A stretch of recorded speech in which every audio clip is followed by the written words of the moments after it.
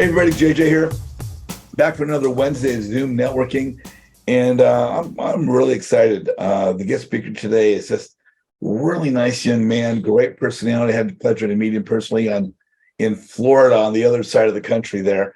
The young man today is out of Pace Morby Sub 2 community, and if you heard my calls before, I've talked about Pace many times. He is the premier real estate genius on creative finance, as well as just everything in general. Strong following. Pace's Sub 2 community is the premier #1 real estate education platform in the country, bar none. But we do not have Pace Morby here today. Today we have one of his rock stars, a really nice young man, my good friend, Mr. Evan Lane. Evan, how you doing, brother? I'm blessed and highly favored. Thank you for having me, JJ. You're awesome, man. You're so awesome. Yeah. It was such a pleasure to meet you in Tampa. Obviously, we didn't know we were going to be there. There were a lot of Sub 2 people, and just a pleasure, man. I just love your energy, your personality, and just, if you guys didn't know Evan, he's just a really, really nice young man. I just can't say enough about him. Hey, for those that don't know you, a little bit about yourself. Where in the country are you located? So I'm here in Orlando, Florida. I was born and raised here. Grew up here. Got a pretty big family down there, or you an only child? So I actually have two sisters and two brothers. My family, we're from Orlando. I was born and raised here, the west side of Orlando, the bad part of Orlando. So I've seen everything, man. I've seen the good and the bad. But I mean that's where I came from. That's Yeah. life. I grew up in Hollywood, and my brother and I go to a local Hollywood elementary school, and later she said she regretted it. She would have rather we went to some private school or something. And I'm like, one, that's not me, but two, I am very appreciative of my growing up in a little bit more rougher area. And, when I grew up in Hollywood, boy, it was not a nice place to be. It was pretty darn right dangerous.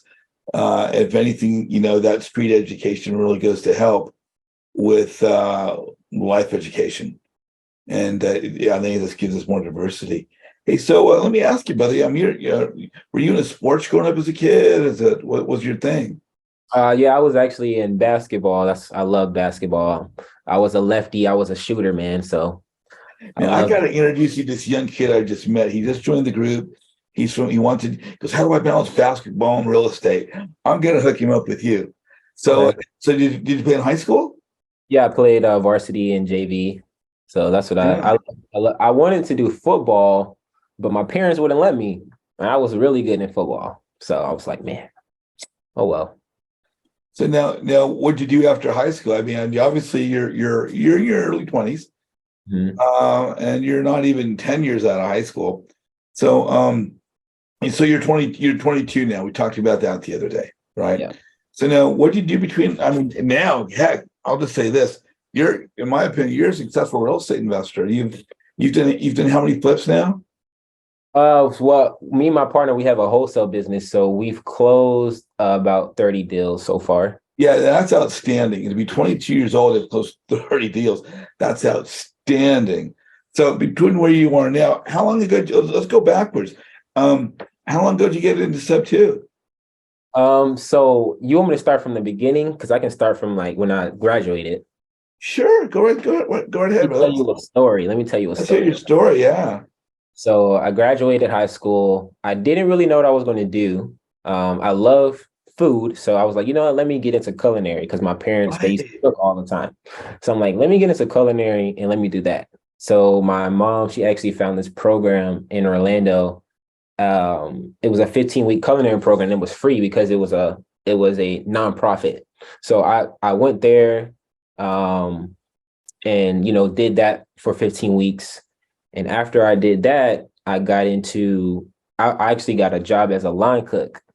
So when at 2019, I was working as a line cook for about a year and a couple months.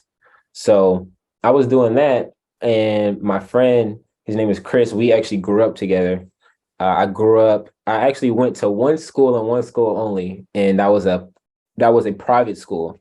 So all of us that grew up together in that school, we're like all close. So at this point in 2019, I was working as a line cook, and I was just like, man, I need to figure something out because I don't really feel this anymore. This isn't my purpose. So at that point, I was trying to do everything. I was trying to do drop shipping. I was trying to do Forex. I was just trying to get my hands on some money. Right. So that was what I was doing at that point. And then my friend Chris brought this idea uh, to buy auctions, to go to auctions and buy houses. Now I was broke, so I couldn't do that.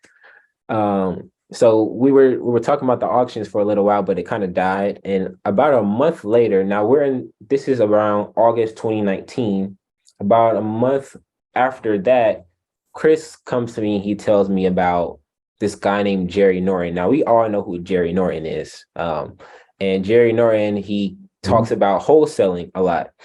So Chris brought this thing called wholesaling to me. I'm like, man, this sounds really interesting. Like I've never heard of something like this, and it sounds very intriguing to me because I thought when you needed money for real estate, but come to find out, you really didn't need any money at all to get into real estate. So he brought this idea of wholesaling, and then we just jumped straight into wholesaling, and we tried to do on market properties. Now at this point, I was obsessed with everything about real estate. So I bought the Rich Dad Poor Dad book. That was the first book I ever read that actually stood out to me. Before that, I never liked reading books because the books that I was reading weren't as far as self-development. So Rich Dad Poor Dad was the first book I read. And at this point, I'm calling agents. I'm so scared. I'm so scared of being on the phone because I've never had a sales background before real estate. So I used to just get on the phone. I used to just take action and call agents all the time. And direct to agent wasn't my thing that much. And my friend Chris comes to me because he's doing research, YouTube University. And he comes to me about this thing called PropStream. Now, I'm pretty sure we all know what PropStream is. For those that don't know, what is PropStream? PropStream is where you can find off-market properties and market yourself to the seller. So you're going direct to the seller and finding these properties on this system called PropStream. Okay. We found out about PropStream. Now we thought this was some gold, man. So we get on PropStream and he finds some properties in a couple of states and we reach out to these sellers. Now, I used to just use my phone. We used to just take the notes in our phone and just add the properties on my notes and skip trace it with whatever money we had. And we were doing that. I used to stay up until like 3 a.m. trying to call sellers, which I wasn't supposed to be doing, but I didn't know any better. But I was just taking action because I was so hungry to get my first deal because I knew it was possible. So you're gonna wake people up at 3 a.m. Yeah. Okay. I was like, why are you calling me this late? I'm like, oh, sorry. Curse me out.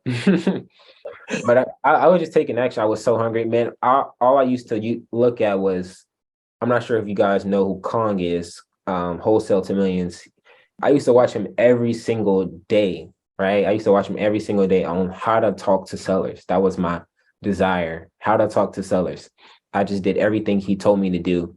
And after that point, we ended up finding a deal, which is actually a funny story. My friend's mom, she wanted to sell her house in Orlando, Pine Hills area. And she wanted to sell. My friend brought the opportunity to us. We gave her an offer. She accepted our offer and we got her under contract. Now, at this point in time, we didn't know that much. We didn't know what we were doing, but we were just falling on our face, falling for it. So we used to just how to find buyers. We used to drive around with me and my friend, and we used to find these bandit signs that said cash buyers. We'll buy your house for cash. So we will take these numbers and save them because we were planning on getting a deal. That was our desire, to get a deal. And we had an opportunity to get someone under contract. So we did. So at this point, I had about 3 phone numbers that I had as a buyer. So we got my friend's mom on the contract, and we got on the contract, and I called these three buyers. Only one picked up. His name was Shane. Shane picked up, and I remember him telling me that they were going to look at the deal, him and his partner Keenan, and they were going to call me back. So they called me back, and he's like, "Oh, basically that they're wholesalers as well, and then they want to JV with us and find us a buyer." We're like, "Okay, cool. Like we really don't know what we're doing, so we're just going to work with you guys." We weren't scared to break bread because everybody eats. So we had this under contract for about, I would say, a month and I would say 2 months. And at this point, I had my own apartment. I was working, and I quit my job. I quit my job because I thought this deal was going to close, right? So I was like, man, I'm done doing this. I told I called in sick because I wanted to make calls that day. So I told my manager I'm not coming in, and then they end up calling me back saying, "Oh, if you don't come in, then we're gonna have to let you go." And I said, "I guess so," and I hung up. So at this point, it was the second month in. We were still trying to find a buyer. We had some buyers, but some of them weren't that serious. So we had one buyer we were in a contract with, and I believe I think we were going to make like 10 grand on that deal. And at the day of closing, my mom's friend backed out of the deal. So I was like, man, that sucks. But at this point, I'm still calling sellers, and just, every single day, waking up 8 a.m., calling sellers from 9 a.m. to 7 p.m. every single day. And I ended up coming across this guy named Kareem. I was going to say, at that point, that's your job now, right? Because you quit the job. Yeah. So I was grinding every day. Some days I didn't even eat. I was just in the room calling sellers. So how many sellers a day were you calling? I was calling about 100 a day with my phone. So I was calling about 100 a day. And at this point. So this is about 2 years ago? Yeah. It's about 2 years ago. So, almost. And then how long after that before you found out about Sub 2? I found out about Sub 2 a year later after I got in real estate. So you basically quit that first job, and you were hustling and busting your butt for about a year. Yep. And then how'd you find out about Sub 2? Was it, well, I'm curious because everybody's found out a different way. How did you find out about Sub 2? Well, the story is so crazy because the guy that I was gonna finish the story. So this is the story, right? So I called Kareem, and at this point, I'm like, man, I probably need to get a job because I need to pay my bills. I'm not trying to get kicked out, right? So I go to this interview, and well, actually, let me back up. I talked to Kareem. Kareem told me that he wanted to sell, him and his dad. Come to find out, it was a pre-foreclosure, and come to find out it was a pre-foreclosure, and I really didn't know what to do with this deal. My friend, he did the underwriting, so he told me like a price that we could potentially offer. And so we were in that price range that we were thinking to give Kareem. And I went to this interview to get a job. And at the interview, I'm like, man, I need to get a deal. So I hit up, remember Shane and Keenan. So I hit up Keenan. I'm like, hey, bro, do you think this is a deal? And he did. He underwrote the deal and was like, man, we could probably sell this to a cash buyer. And at that point, they handled the deal. And this was in January that I brought this deal to them. So I got into real estate in about the end of August, and then January is when I hit up Keenan about that deal, and we ended up closing on it in February, and we made 11 grand. So that was my first deal. And Keenan brought an opportunity to me to work on their team cold calling. So I was doing the cold calling, and then I ended up becoming the acquisition manager. And yeah. And so at that point, I was closing deals left and right. After that first deal, I was closing deals left and right because at this point, they had a structure to their business where I can just jump in and make calls, had the leads. I just need sounds like your confidence came pretty quickly. Yeah, because Shane, he was training me. And then when I first started with them, a week later, he's like, all right, bro, I'm throwing you in with the Sharks and you're going to start closing deals. because I was just doing the cold calling, but I started closing the deals, and I ended up, me and Keenan are still partners now to this day. Oh, And cool. he's the one that was telling me about creative finance, and I didn't really understand it. And then I started to understand it, and we were like, okay, let's get into sub two. So about a year later, after we got into, after a year later, after I got into real estate, that's when we joined sub two. And so that's about how long now? I joined sub two October of 2021. How did you find out about it? Who's the person Yeah, who's my the person partner. that led you to Pace? Yeah, my partner, he told me about sub two because I didn't know what the heck sub two was. I was so confused on what it was, but it makes sense to me now what it is. It's really simple to understand, but I didn't understand it at first.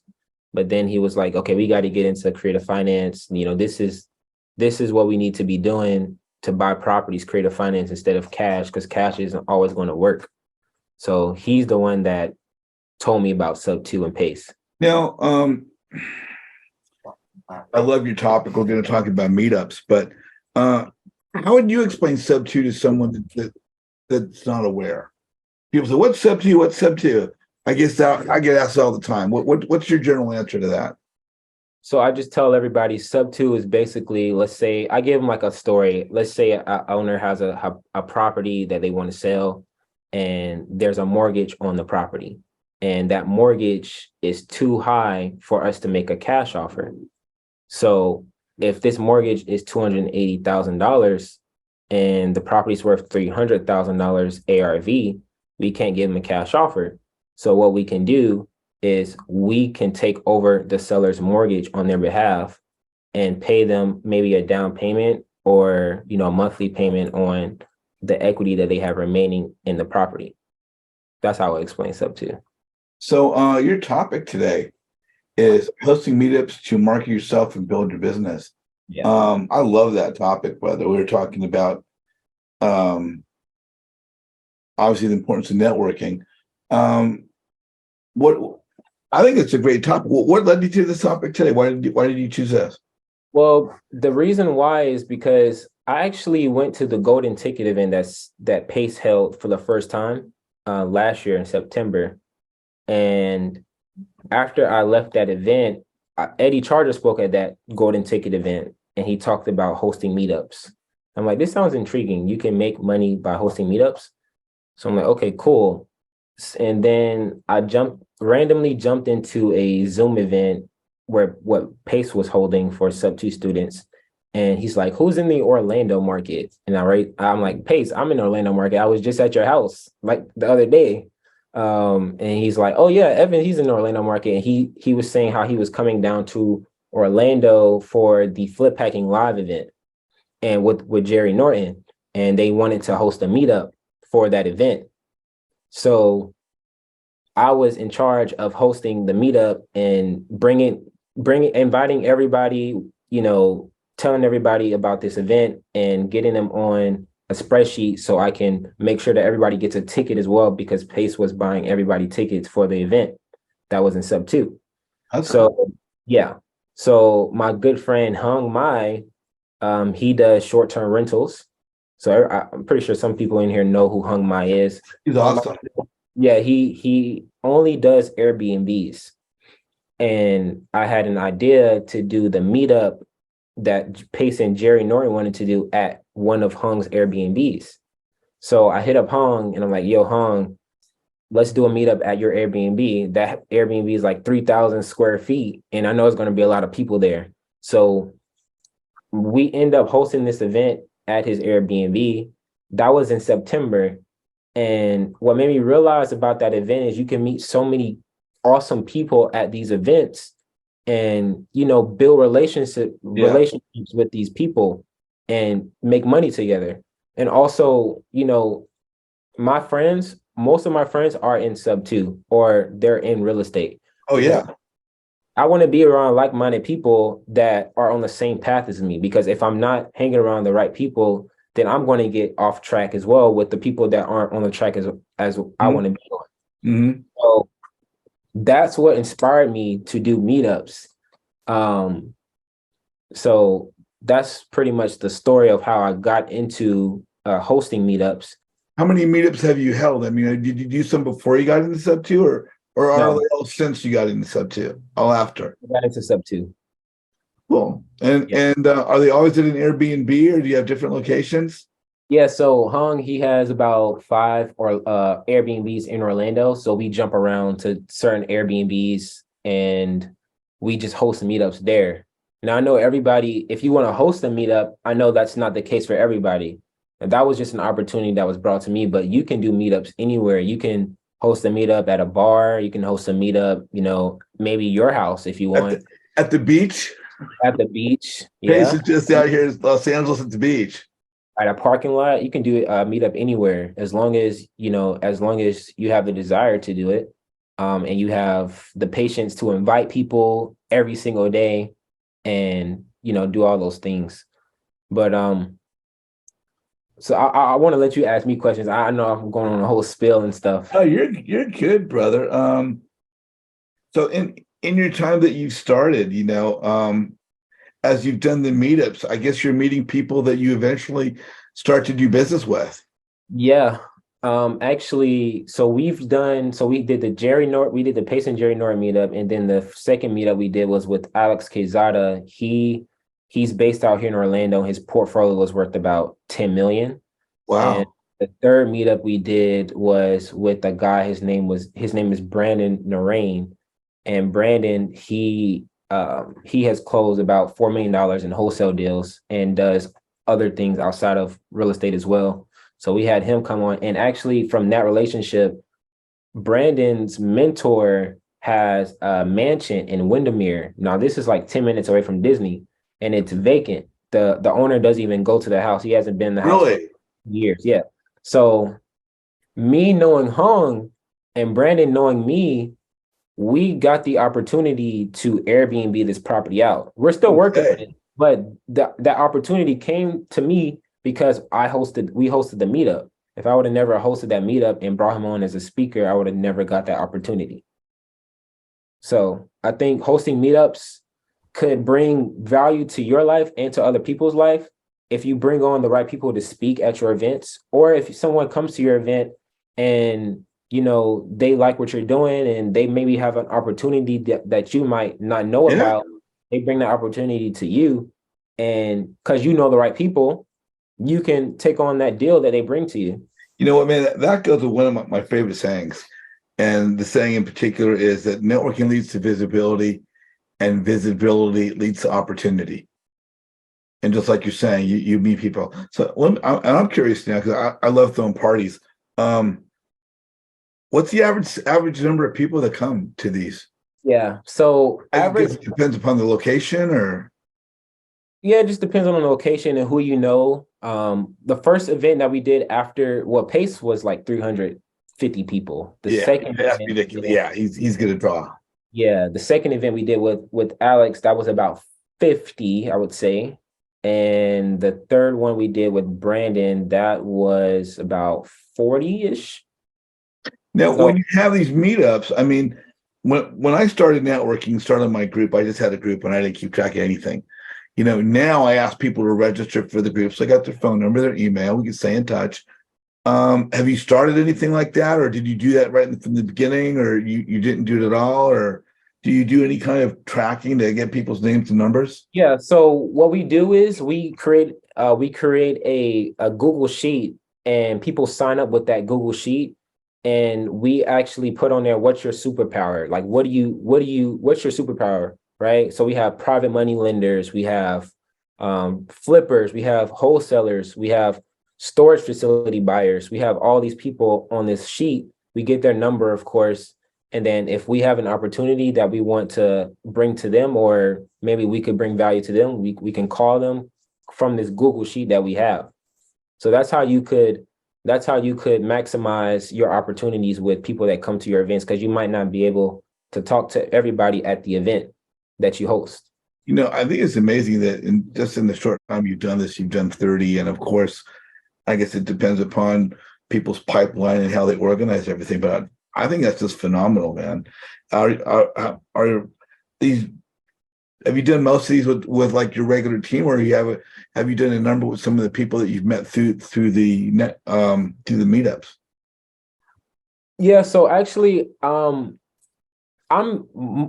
for the events, I'm more worried about people doing business with each other besides me. Yeah, I do meetups because I want people to connect with each other exactly. and work with each other and ultimately grow with each other. It's not all about me ultimately, but I did have some opportunities like the one with Brandon and Rain, and I also had another opportunity with this guy. We didn't close the deal yet, but we have some deals in the pipeline that he brought to me because he knows I can close the deals.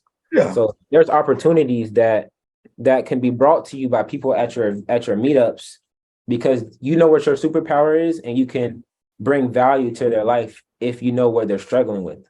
What are the expenses related to the meetups, Yeah. and how much is required to maybe collect to cover those? I think Yeah. that's a great topic. Absolutely. So if you've done at least one deal, right? Just hit up your title company. The title company, they have money set aside every month for. Wow, I didn't think of that. Yeah. I didn't know that either until I heard Eddie talk about it. And I'm like, man, I didn't know title companies do these things. So what we do is the first event we had, the first event with Pace, we had Four Rivers. Now that was fantastic. He paid for that. But the meetup we did solo with ourselves, we had pizza. And that cost about 100, $200. And we just hit our title company up like, hey, we're trying to host meetups. Tell them what your goal is with these meetups and how they could benefit from the meetups as well. Because they're sponsoring your event. So they could sponsor your event and people know about this title company now and they could bring their deals to this title company. Let's say that you're new in real estate and you haven't done a deal yet, and maybe you find a deal and you get under contract, but you don't have a title company. You can hit that title company up, that the meetup you just went to, and just hit that title company up like, hey, I have this deal now. Let's get it in escrow. Let's close it. So when the title companies come in to sponsor the event, is it like I don't know, I'm envisioning, is there like a room rental for like 100 people, or is he like, what are some of the expenses beyond just like, coffee and donuts? Is it like, is there a room rental fee? Is it, how much would one Yeah. expect to like So rent a hall, or? honestly, JJ, I can't tell you about the room rentals. I know you can get rooms rented out for like a very low price, or you can just call a restaurant and say, hey, we have 50 people coming and Can we we want say? to meet up there, or it's not costly at all. But if you don't want to come out of pocket, you can hit your title company up and they'll just do it for you and they'll sponsor the event. And we also have this guy's name is Marco. He's in sub two. He makes our flyers, and that's about $50 that come out of pocket every month. So we get the flyers made, we get the title company on the flyer because they sponsored us, and then we market that flyer out, and we get people to put their names on the list, what's their superpower, what's their number, and we tell them the location where it's going to be at. They come and we just have fun and we talk real estate. Yeah, no, all the meetups I've been to, we have some in Southern California here with the SoCal Sub 2 group, and obviously Pace, not obviously, but Pace has been in here twice now. The first event I went to after I joined Sub 2 was a meetup when Pace came downtown LA, and somebody had a warehouse, and they had about 200 people in the warehouse. We had about 300 people out at the beach just last Saturday. But like you said, for the most part, they're like 50 people, 60 people. I think predominantly in LA, they do them in like breweries. They find someone that, I think one guy's actually a sub two student, has a brewery. And they have a side room that they kind of use and jump into. Yeah. But I think that's fantastic. Teddy, you are on with Evan Lane. What's your question? Title companies have a lot of marketing money. Make good friends with them. Not just the one in your town. Make friends with all three of them. It will benefit you. I didn't even think of that. I've got a good friend of mine who's a title guy, and I've never even thought about seeing if they want to do something like that. He's always a great. Well, they have unlimited marketing money. They Yeah. have spent First American, for example, right? Does everybody know First American? I don't know. But they have tons of money for marketing. They will rent that room that Evan's talking about. And let's do it. Well, hey, Teddy, thank you so much, bud. It's good to see you. No, you know, that's actually gold, Evan. I think anyone's looking to do a meetup in their area. Heck, yeah, I gonna run right with that and support that. For anyone watching, contact your old title company, see if they'll do that. You know, I know in LA here is, you know, breweries, as Evan said, might be a local restaurant.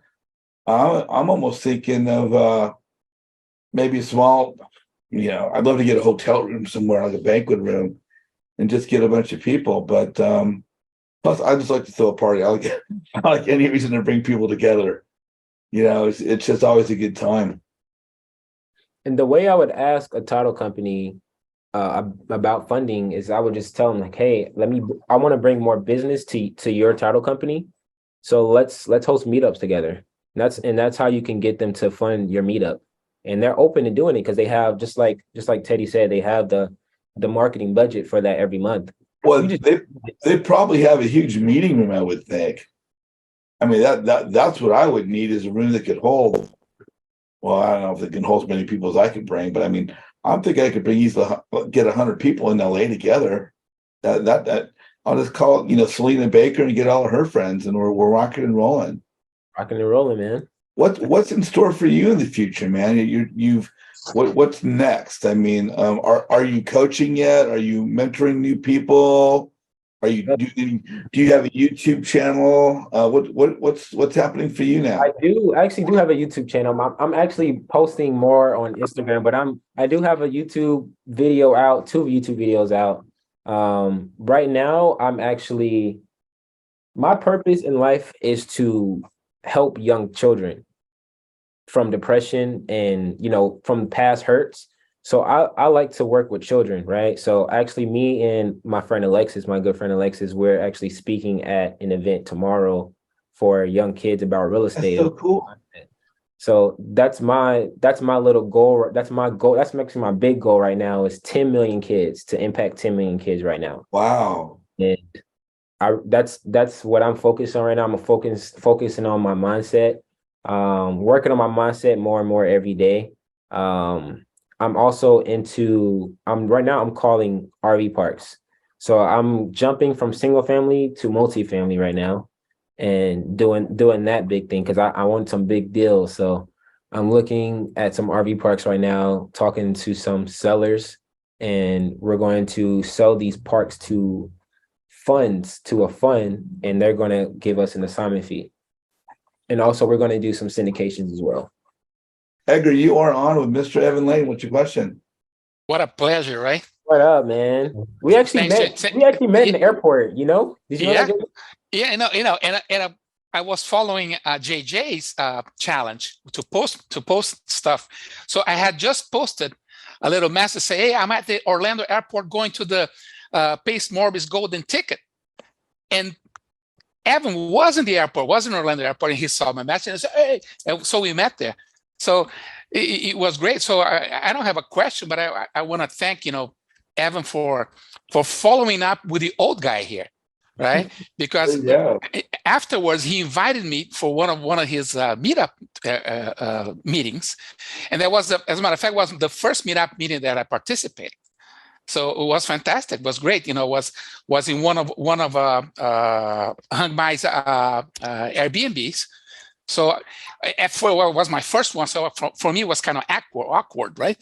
And but you know, I got a couple people, you know, phone numbers, whatever. So I contacted with a couple of people, and now we're gonna have our first sub-2 meeting in the Space Coast in Melbourne in this Saturday. So a couple of guys got together and they are organizing that.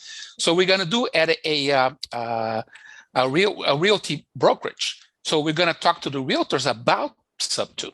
You know, how sub-2 can help them to, you know, get more deals done, those deals that sit in the market on the market for 45, 60 days, whatever. So I just want to thank Evan for teaching the old dog a couple tricks. Thanks. Oh, Evan. yeah. Evan's so great. You know, these Zen guys are so sharp. I'm sorry, Evan, you probably want to say something in response to that, but yeah, I think Evan's, he's really, really cool young guy, and just his Yes, heart sir. huge. Yes, sir. Yeah. He's great kid. An inspiration to the older guys here. Well, yeah, and even for myself, I know I work with kids for years, but when you see a young man who has his head screwed on straight and he knows where he's going, he knows how to get there, he's working hard to achieve that. Evan, brother, you are so far ahead of the game. It's an absolute pleasure to see where you're at because you're only going to get bigger and faster and stronger. 100%. And when you have the heart you have with what you're doing, brother, sky's the freaking limit. Amen to that, brother. Sky's the limit. So yeah, Edgar, thank you so much, brother. Thank you for coming on. So Evan, if people want to follow up with you, is it Instagram, LinkedIn, Twitter, TikTok, MySpace? You can contact me. My number is here. Just call me, text me anytime. Happy to help you out in any way I can or lead you in the right direction. Okay. So if people are on YouTube right now watching the videos, is it okay to mention your number so they can call you, or? Absolutely. Anybody can contact me. So that'll be 407-353-1803. Fantastic. Okay, well, we're going to wrap this up and head into the breakout rooms. For anyone watching the video right now, thank you so much for watching the presentation today with Evan and myself. In the comments of this post on YouTube or the video on YouTube, please, like the video and please put some kind of comment in there. And if you're on the call right now, hang on. We're going to go to the breakout rooms and you have a chance to be in the breakout room with Evan Lane himself. Again, you get Evan, what's your handle on Instagram? Real Estate Wavy. Real Estate Wavy, WAVY. And my website's jjzizim.com. Thank you guys for joining us today. Really appreciate it. Look for more videos coming up on Flip Side Up on YouTube. And keep doing what you do. Love you guys. Over and out.